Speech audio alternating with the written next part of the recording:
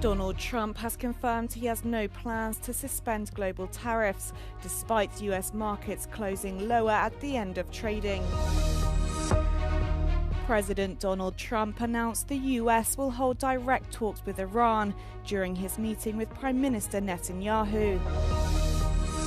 One American and 2 Russian astronauts launched successfully to the International Space Station on Tuesday. UK monarch King Charles III has arrived in Rome for a 3-day state visit to Italy. US President Donald Trump has confirmed he has no plans to suspend global tariffs, despite another day of turbulence in global stock markets. Well, we're not looking at that. We have many countries that are coming to negotiate deals with us, and they're going to be fair deals, and in certain cases they're going to be paying substantial tariffs. Following big swings throughout the day after Trump threatened additional tariffs on China, the Dow Jones closed down 0.91% at the end of trading, while the S&P 500 dropped 0.23%, marking its third straight day of losses. The tech-focused Nasdaq Composite gained 0.1% after fluctuating between losses and gains multiple times during the session. Europe's biggest stock markets all closed more than 4% down, with Spanish financial experts saying there are strong reasons to fear a global recession after the IBEX 35 index closed with a 5.12% drop.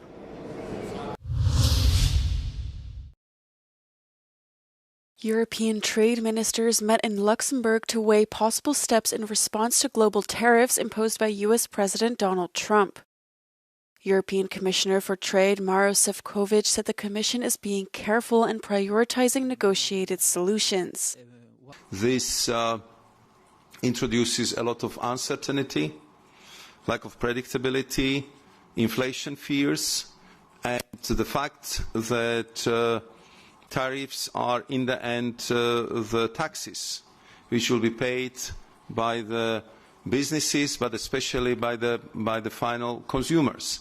So that, in the end, increases, of course, the fears among the consumers. Washington described the tariffs as reciprocal, but German Minister of Economic Affairs Robert Habeck dismissed that logic. First, the calculations from my point of view are nonsense. Even the basis of the calculation is nonsense. Yes, the assumption that a trade budget surplus or deficit is a problem in itself is a wrong estimation, because in the end globalization serves all economies, and especially the American economy has huge growth figures in GDP, better than a lot of European countries.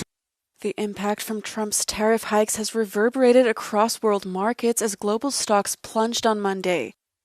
The European Commission is offering the US a 0-for-0 deal to remove tariffs on all industrial goods. Trump has so far said he won't back down and has reiterated his defense of the strategy. President Donald Trump has announced the US will hold direct talks with Iran on its nuclear program starting on Saturday.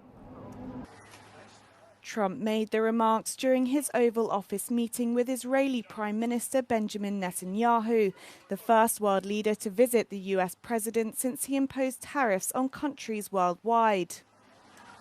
We're having direct talks with Iran, and they've started. It'll go on Saturday. We have a very big meeting, and we'll see what can happen. During their meeting, Netanyahu also vowed to eliminate Israel's trade deficit with the US after his country was hit with 17% tariffs last week. We intend to do it very quickly. We think it's the right thing to do. And we're going to also eliminate trade barriers, a variety of trade barriers that have been put up unnecessarily. Netanyahu said he and Trump further discussed ongoing efforts to get hostages released from Gaza and said they are working on another deal.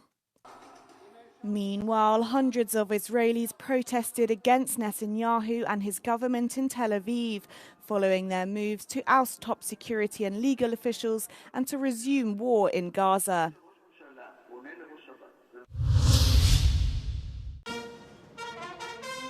French President Emmanuel Macron has called for the return of a ceasefire in Gaza after meeting with his Egyptian counterpart Abdel Fattah al-Sisi in Cairo. He also urged the lifting of Israel's blockade on humanitarian aid. Nous condamnons la reprise des frappes israéliennes à Gaza, qui constitue un recul dramatique pour la population civile, les otages, leurs familles et l'ensemble de la région. Nous appelons à un retour immédiat au cessez-le-feu, à la libération de tous les otages encore détenus par le Hamas à Gaza. Macron's meeting with al-Sisi comes after Israel ended its truce with Hamas last month, cutting off all humanitarian aid to Gaza and resuming its airstrikes and ground offensive. Egypt and Qatar have served as key mediators in ceasefire negotiations between Israel and Hamas. Al-Sisi echoed Macron's call for an immediate ceasefire and also rejected calls for the displacement of Palestinians from their land, something U.S. President Donald Trump has previously suggested.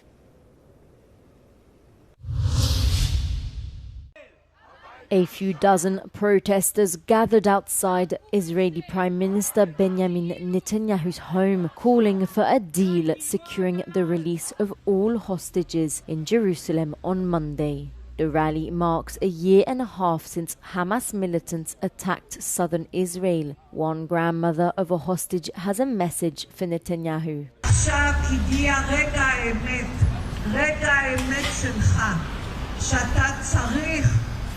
אתה בארצות הברית ואתה צריך שם לשבת עם הנשיא טראמפ ולגמור עסקה שכולם יצאו החוצה הביתה. אנחנו מצפים לזה. Later on Monday, Netanyahu and Trump are set to meet in Washington, D.C. Last month, Israel broke the ceasefire with Hamas by bombing Gaza after pressuring militants to accept new ceasefire terms, a move backed by the White House. Israel has also halted all food, fuel and aid supplies to Gaza.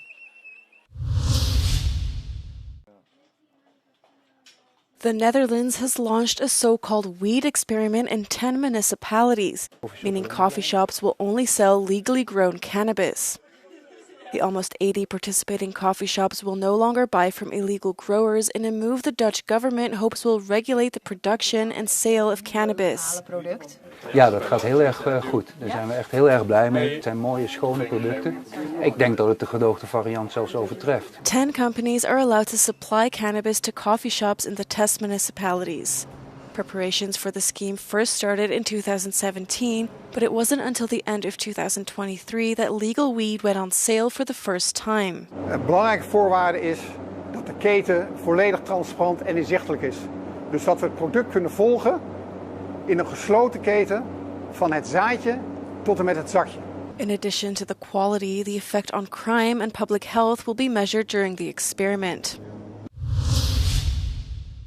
Myanmar and international rescuers continued to clear away rubble on Monday in Naypyidaw, the country's capital, left by a massive earthquake near Mandalay, Myanmar's second largest city, last week. According to a statement by the ruling military, the death toll rose to over 3,500 on Sunday, with 5,012 people injured and 210 missing. The 7.7 magnitude quake caused significant damage to 6 regions and states.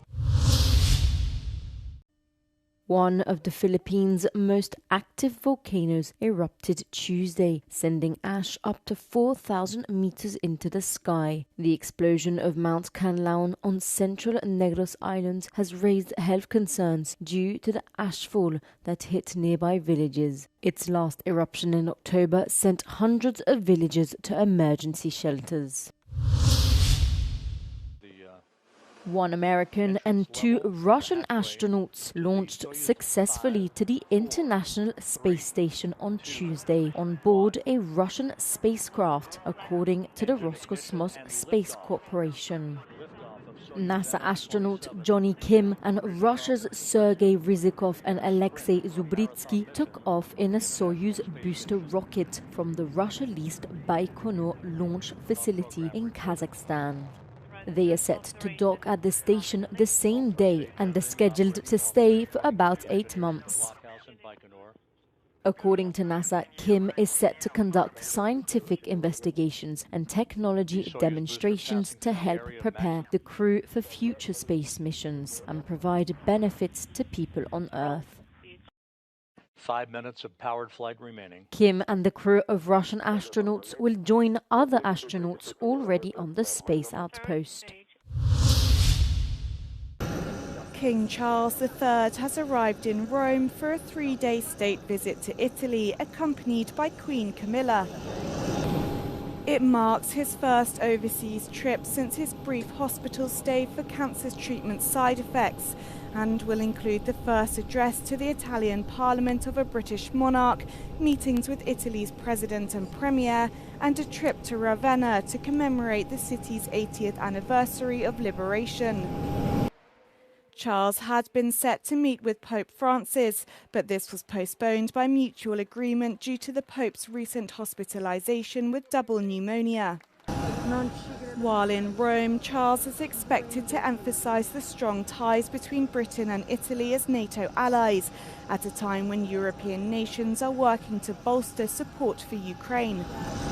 The visit will also feature a joint flyover of Rome's historic centre by the Italian Frecce Tricolori and the RAF Red Arrows.